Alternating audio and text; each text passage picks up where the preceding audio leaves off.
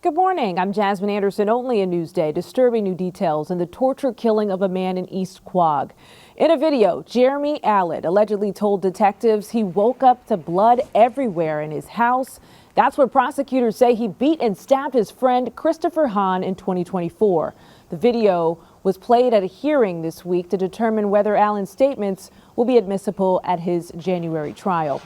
It's sentencing day for the former state trooper who shot himself on the Southern State Parkway. Thomas Messia of West Hempstead agreed to serve 6 months in jail. Prosecutors say he lied about being shot by a suspect last October, setting off a massive manhunt. The family of a Mercy Hospital security guard is demanding justice after he was severely beaten by a patient. Police say Gardy Coriolan was assaulted by Edward Lopez last week. Coriolan's wife said her husband had spoken to her about safety concerns at the hospital. I feel that they failed my husband. They didn't protect my husband. And I feel that there's blood on someone's hands. In a statement, Catholic Health, which manages Mercy Hospital, says at the time of the incident, the security team was fully staffed and worked together to subdue the patient. The clock is ticking toward a Broadway strike. Musicians are threatening to strike tomorrow morning over better pay and health benefits. Nearly 24 shows could go dark. Mediation starts today between their union and producers and theaters. Disgraced Long Island Congressman George Santos is backing former Governor Andrew Cuomo for mayor. He's also calling on Republican candidate Curtis Sliwa to bow out of the race. On Friday, Santos had his federal prison term commuted by President Trump after serving 3 months of a 7-year sentence for wire fraud and identity theft.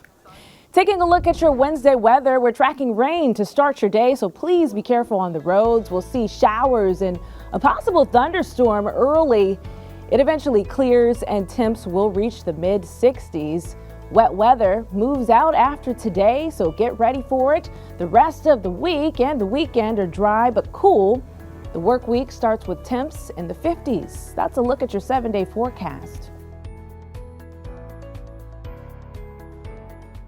Long Island weather is brought to you by PTRC.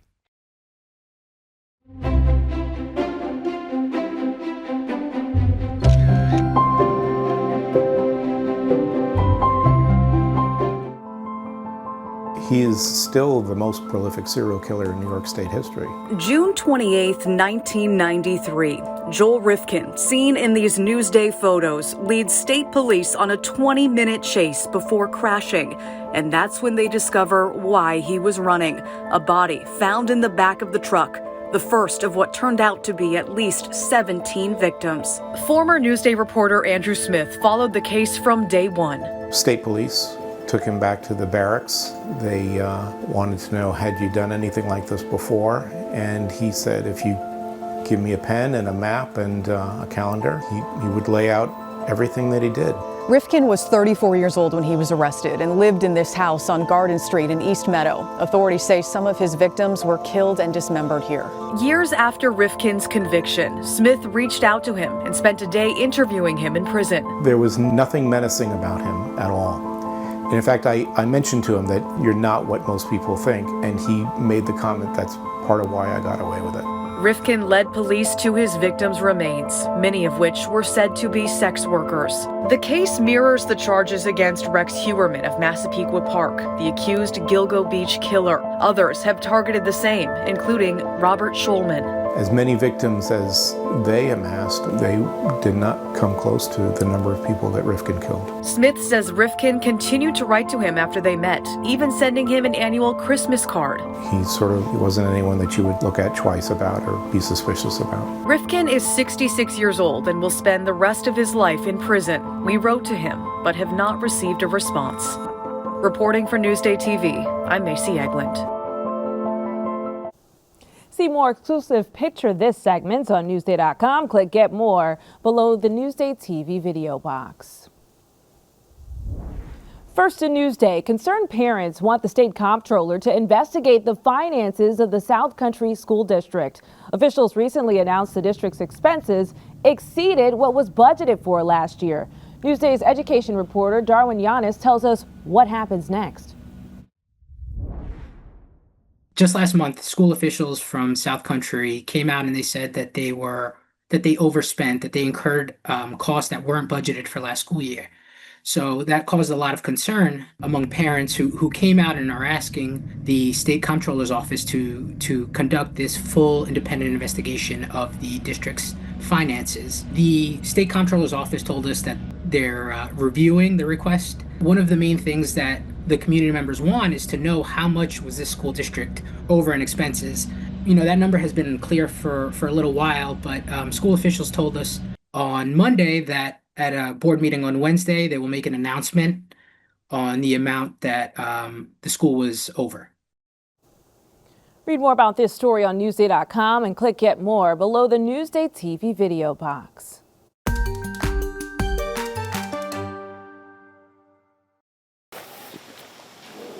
Louis Plumatello is in the insect business. But when the 22-year-old Mount Sinai native is done with bugs, he deals with biceps and triceps. I've trained Olympic athletes, NHL, NFL, and all those guys are badasses. This kid is at that level. I mean, he just won't quit. Louis is a former Mount Sinai high school grad, and he recently won a Bev Francis bodybuilding competition in the juniors category. You could say he had a leg up on everyone else, but only one. October 30th, 2021. On that night, Louis, a former high school ice hockey player, was visiting his friend's house. The friend had a rifle he wanted to show Louis, but that friend was unaware the rifle was loaded. Within 2 minutes, he took it out. He showed me it. I took like 5 steps away from him, and then I turned back around like this, and he was pointing it. And before I could even say anything, he pulled the trigger, and it was loaded with the safety off, and it went off and hit me like right through the side of the knee. And I see the boy come out, and he couldn't even get the words out. But I just knew something terrible happened because of his face. It was literally whiter than a sheet. I'd never forget it. Louis was accidentally shot above his right knee, and a few surgeries later, doctors told his mother the news. The doctor then came to me and said, look, it's his life or his limb. That one's a good step. Louis's right limb was amputated, but his new journey was just beginning. I used the gym. You know, as soon as I met Ed, I knew like I'd be fine. Ed is Ed Darcy, who helped get Louis into award-winning shape. He doesn't have a limit, put it that way. He's limitless. What's next for Louis? Anything and everything. It's all mental. You know, like once you get your mental right, once you're disciplined, anything's possible. For Newsday TV, I'm Jamie Stewart. Wow, such an inspiration. Jamie, thank you. See more exclusive stories like this on Newsday.com. Click Get More below the Newsday TV video box.